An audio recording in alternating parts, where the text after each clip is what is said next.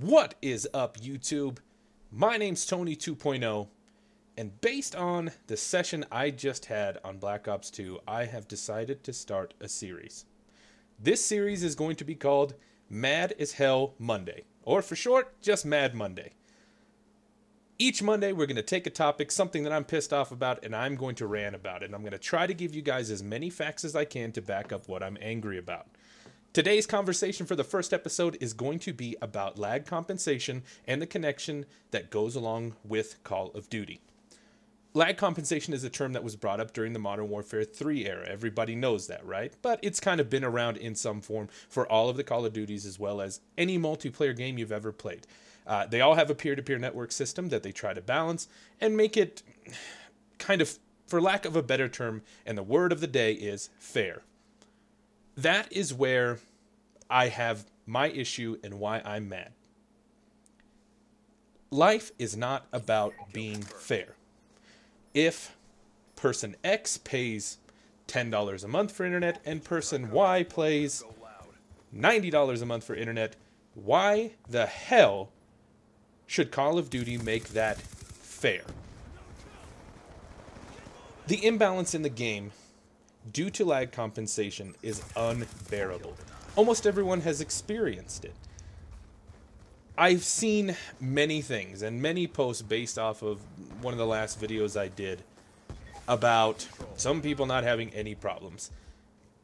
I think that's bullshit, to be completely honest with you. At some point, everyone has been the victim of lag compensation. Now, one of the first things that Black Ops 2 did as a response to all the complaints about lag comp from launch day was put in this little select your quality button. If you don't know what a placebo is, I need you to go and Wikipedia that shit. That button is nothing but a placebo. It's put there to make you feel better, put there to make you say, oh, look, they're addressing the issue. That button does absolutely nothing. When you look at a peer-to-peer network, what it is the ping between each of the players. In-game, it selects one host. That host is then matched up with people that are supposed to be close enough to them that the connection should not be much of an issue. That is not how this works, though. Although you may be within a good ping range to the host, that's not all that determines it. If they have shoddy wiring, let's say their upload speed changes back and forth and back and forth, lag compensation does not take into account this. Let's say that the host gets selected based off someone who has an Xbox that's using a wireless connection. Now, why you would do that and try to play Call of Duty is beyond me, but let's just take that for an example. That is going to be an unstable connection, by which you're going to see what is prominent in Black Ops 2, a lot of host migrations. It is supposed to select the best host, and the idea is then lag compensation will level the playing field, make it fair. There is no reason why this game should be so worried about making it a fair playing field. If you are not good at the game, you are not going to be better by having them dumb it down for everyone else. The only way that you get better is to play better players. If you get into a lobby that is not very good, which tends to be, at least in my perspective, it is more than 80% of the time the lobby is no good, can't play. You end up rage quitting. That leads to more host migrations, ruins the experience for just about everyone in this game. One of the main things that was brought up is to bring in dedicated servers. If you guys don't know what a dedicated server is, again, Wikipedia, go look it up. I shouldn't have to explain it. Basically, dedicated server is a hosting mechanism that you can put your peer-to-peer network on, give it a solid foundation for the gamers to reach. It is more stable. It does not depend on how well one person's internet runs. I looked up some facts on this, and we're going to run over just the PlayStation 3 facts as of the most current pricing. Dedicated servers on the outside sound like a great idea. There is both good and bad things about them. We'll start with the cost overall. Basically, what they say is, on average, about 10 million people play COD at any given time during the day. That's worldwide. They're saying that they're using about, that would be roughly 15 million megabytes per second of information. A dedicated server host, such as softlayer.com, the going rate for high-end, no extra dedicated servers costs about $1,700 a month.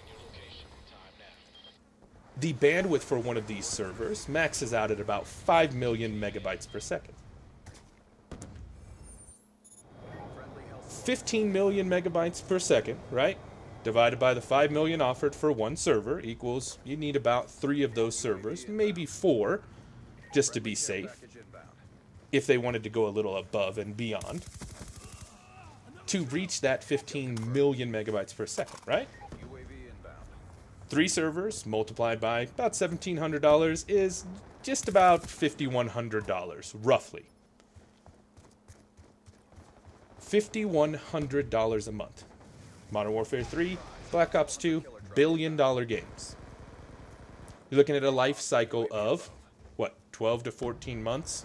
People will still keep playing it even though the new version is out, and then you have people that go back to them. Realistically, dedicated servers is the solution to the problem. Now, the problem with dedicated servers is they take a lot of maintenance and a lot of babysitting. If you have ever played World of Warcraft, you'll know that on Tuesdays, every morning, they shut the servers down for a while, reboot everything, fix all the bugs, patch stuff in. It takes a few hours normally. I have a feeling that for a better overall gaming experience, most people wouldn't mind if at 3 a.m.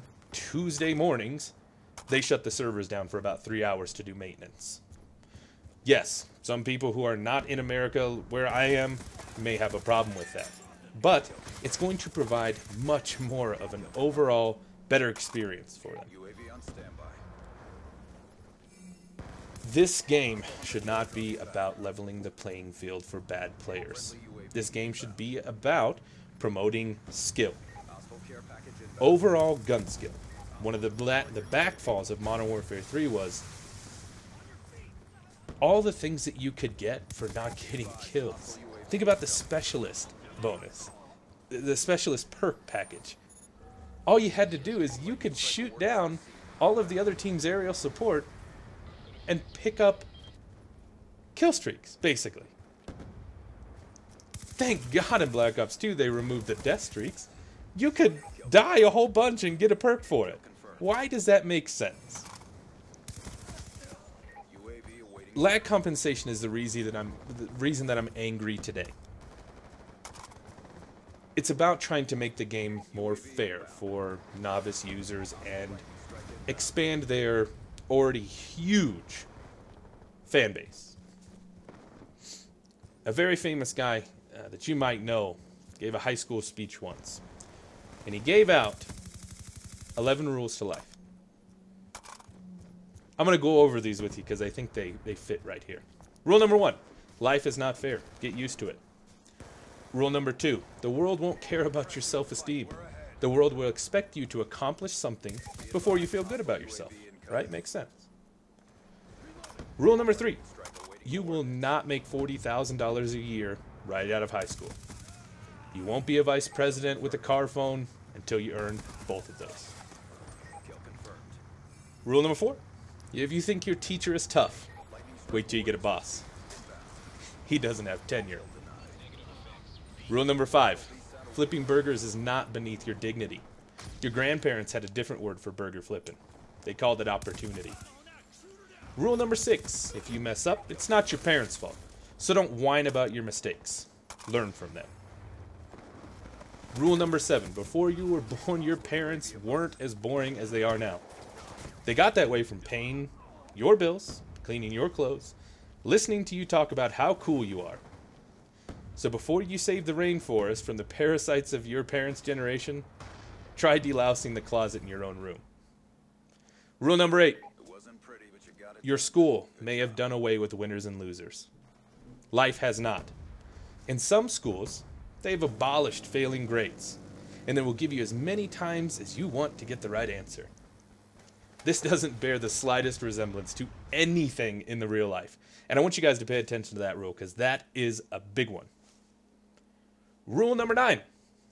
Life is not divided into semesters. You don't get summers off, and very few employers are interested in helping you find yourself. Do that on your own time. Rule number 10. Television is not real life. In real life, people actually have to leave the coffee shop and go to their jobs. And finally, rule number 11. Be nice to nerds. Chances are you'll end up working for one. Guys, that's episode 1 of Mad Monday. I want to thank you for tuning in.